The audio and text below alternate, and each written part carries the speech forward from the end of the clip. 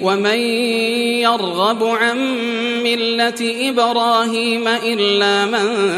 سفه نفسه ولقد اصطفيناه في الدنيا وإنه في الآخرة لمن الصالحين إذ قال له ربه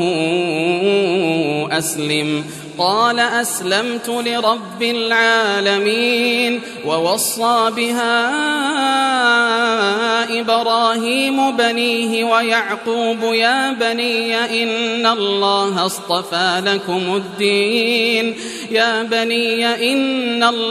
اصطفى لكم الدين فلا تموتن إلا وأنتم مسلمون أم كنتم شهداء إذ حضر يعقوب الموت إذ قال لبنيه ما تعبدون من بعدي قالوا نعبد إلهك وإله آبائك إبراهيم وإسماعيل وإسحاق إلها واحدا ونحن له مسلمون تلك أمة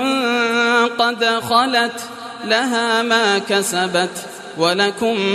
ما كسبتم ولا تسألون عما كانوا يعملون وقالوا كونوا هودا أو نصارى تهتدوا قل بل ملة إبراهيم حنيفا وما كان من المشركين قولوا آمنا بالله وما أنزل إلينا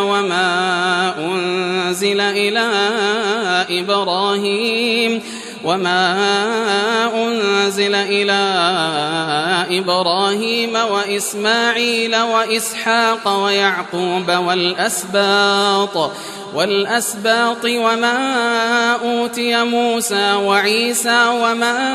أوتي النبيون من ربهم لا نفرق بين أحد منهم ونحن له مسلمون فإن آمنوا بمثل ما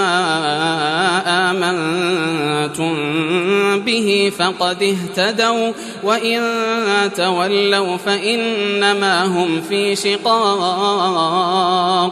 فسيكفيكهم الله وهو السميع العليم صبغة الله ومن أحسن من الله صبغة ونحن له عابدون قل أتحاجوننا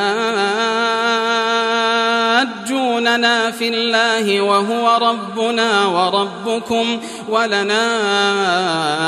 أعمالنا ولكم أعمالكم ونحن له مخلصون أم تقولون إن إبراهيم وإسماعيل وإسحاق ويعقوب والأسباط كانوا هودا أو نصارى قل أأنتم أعلم أم الله ومن أظلم ممن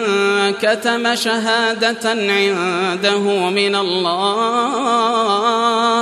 وما الله بغافل عما تعملون تلك أمة قد خلت لها ما كسبت ولكم ما كسبتم ولا تسألون عما كانوا يعملون